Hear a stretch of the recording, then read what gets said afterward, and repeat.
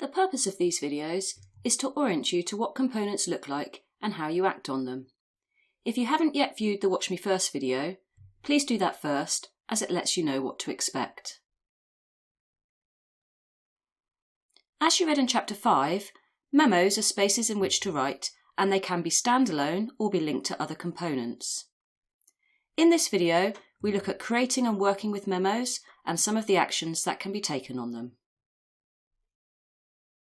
All memos in a MAXQDA project are stored in the Overview of Memos window. It doesn't matter where they were created, they're all in here, giving us quick access to all the different types of writing that have been done in memos. We'll come back and look at the Overview of Memos window in more detail shortly. Additionally, however, if memos have been created in the document system, the document browser or the code system, they can also be visualised and accessed from the place that they were created. So, for example, we can see a yellow memo icons adjacent to documents, document groups and document sets in the document system, and adjacent to codes in the code system, and adjacent to data in particular positions within the document browser margin. You'll have noticed that some of the memo icons in these positions have different coloured markers on them. These denote that a memo type has been assigned. Again, I'll come back to that later. For now, I'll just show you that hovering the cursor over a memo icon brings up some information about the memo.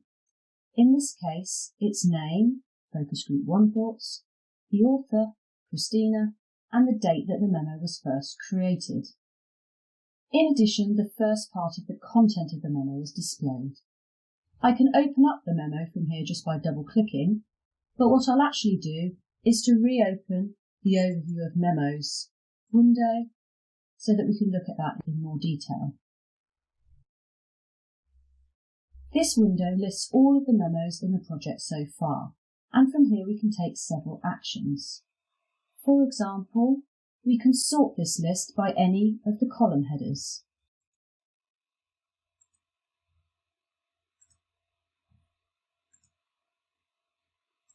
We can also preview the content of memos by choosing the memo and viewing the content in the pane above.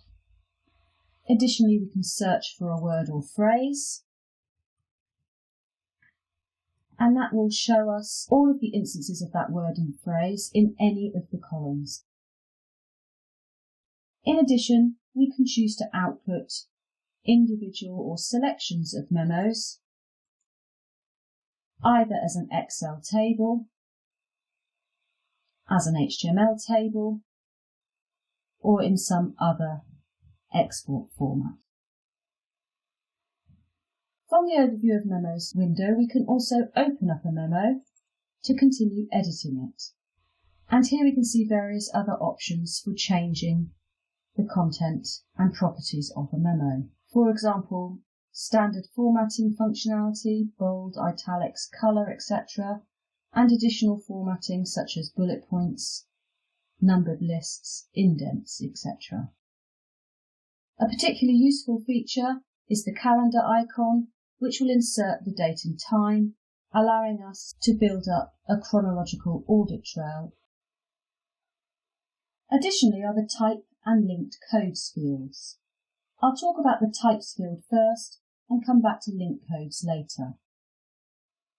Adding a type provides a way to organise memos, additional to how you might name them.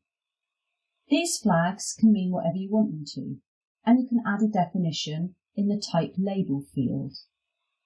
Adding or changing the type label definition will affect all the memos that have previously been given that type and any which you assign to that type label later on. And as we saw earlier, the visual identifier for an assigned type is visible wherever in the project the memo was created. We can see that just by closing these windows down and looking at the document system, code system and document browser again.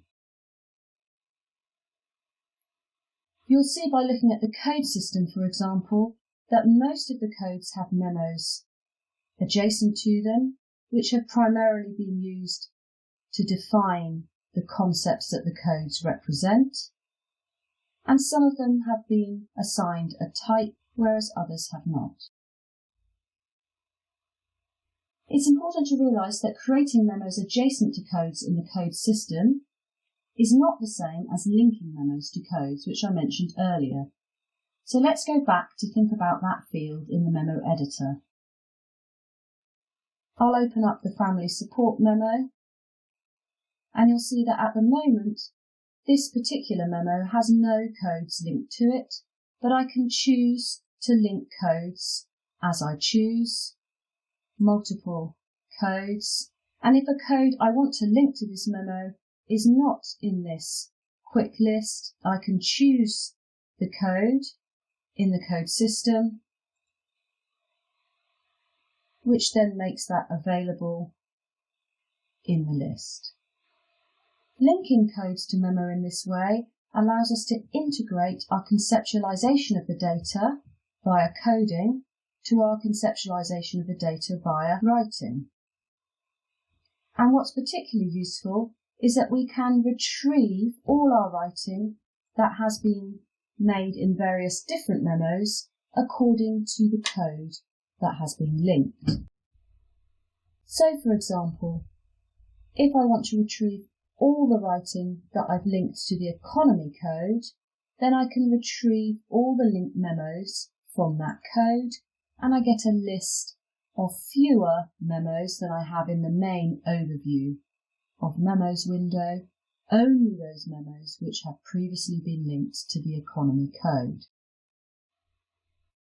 It's also important to realise that the memos we create at positions in documents, as we have done here, are different from the comments, which are spaces in which to make short notes about individual coded segments. You can find out more about comments and the actions that can be taken on them by reading that section in Chapter 5. But the main difference is that these memos, although visually sitting at a point within a document, are not linked to any specific coded segment, although their origin is what MAXQDA calls in-document. I'll just reopen the memo overview window again to show you what I mean. One of the columns in the overview is the origin column, telling us where the memos were created. You'll see that many of them have been created at codes, and these are principally the definitions of the concepts that the codes represent in this project. But if I sort by origin, you can see that there are 3 which are in-document memos, and they are the ones that are showing in the margin of the document browser, whereas the 3 which have the origin of document have been created in the document system associated with or adjacent to particular documents. The final action I'm going to show you that we can take on memos in this video is to convert memos to documents. I'm just going to show you that I have 3 memos here which are research question memos and have the green type assigned to them. And these memos have been used to start to write out the narrative relating to each of the core research questions in this project. And if I want to treat the content of these memos as data, so for example to code the writing, then I can do that by converting the memos to a document.